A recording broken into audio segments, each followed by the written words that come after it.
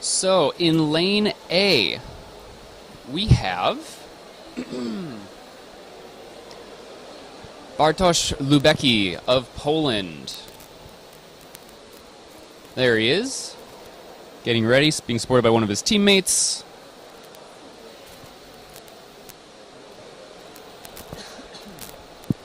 Lane B, we have Agata Wyczyn-Barylkowska of Poland.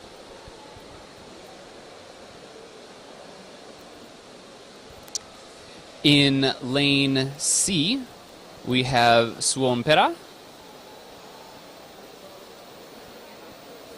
Miro Suompera, excuse me, had a bit of a mind blank there, of Finland.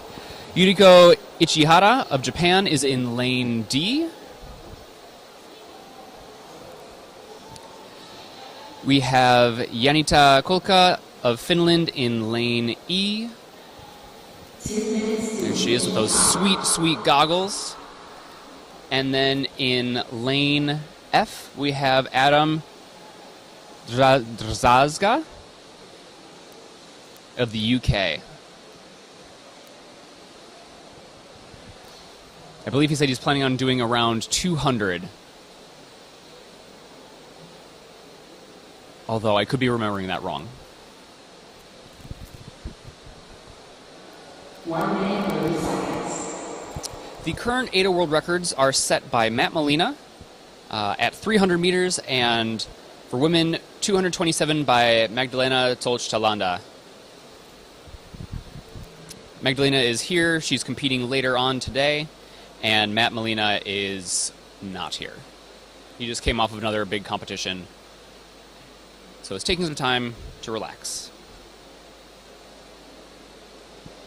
1 minute.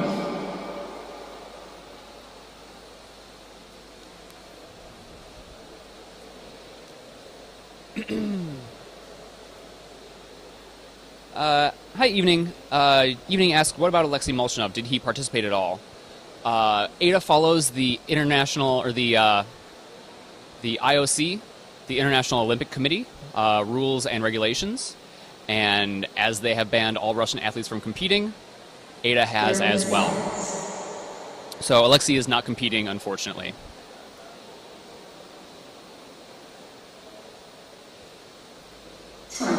And June, to finish answering your question about squeezing your arms between your ears, it is not a natural position to leave your arms, but with practice, with stretching, what some divers are able to do is actually squeeze their arms even a little bit tighter and rest their arms and their biceps on the back of their head.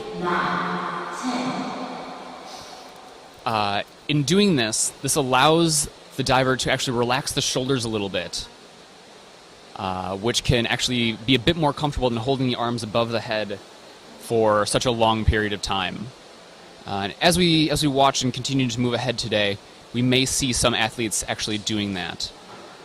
But as I said, there's a lot of flexibility that's required in that. You can actually try doing this yourself at home by putting your arms above your head and trying to put one hand on top of the other like you see in this discipline.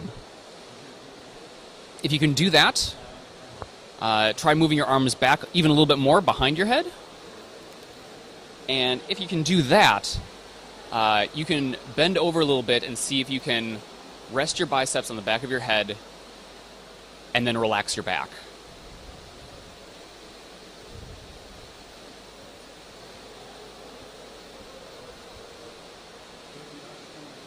Okay, we have, let's see, Yuriko coming up on 100 meters, looking good and fresh.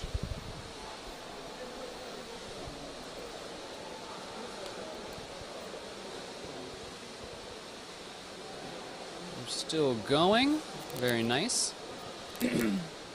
June, in the beginning, yes, it definitely takes a lot of practice and a lot of stretching and a lot of time to get to this point.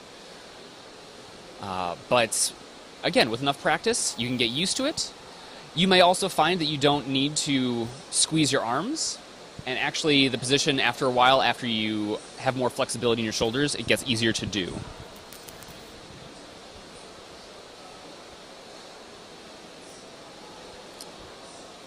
Thanks, guys. I'm doing my best. Hopefully you're finding it interesting and entertaining, and maybe a little bit helpful. Agatha is up. Lane B looking good. She's okay.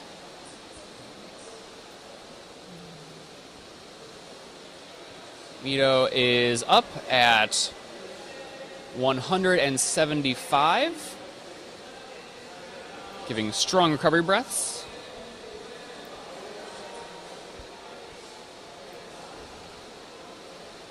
Yuriko also up.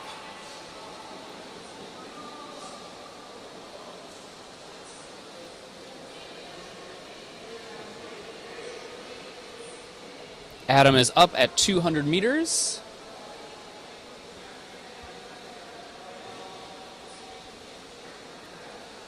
Still breathing, still recovering.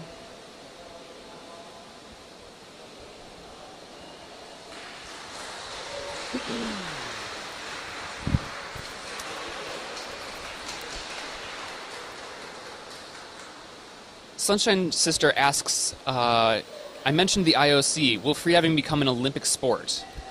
I would love it to become an Olympic sport. And I think one day we will get there. The sport is definitely growing. It is definitely growing in popularity. The ability to stream these events, not only for pool, with underwater cameras and all of that, is getting better, but also depth with the DYN drone. So we can actually follow the action, and it's actually becoming a spectator sport that people can watch at home, follow, and I think it's something that should be represented at the Olympics. I don't know when it will be represented, but I hope soon. And part of that is why organizations like AIDA are following the International Olympic Committee's rules, is because we need to show that that is what we are following in order to actually become a sport during the Olympics.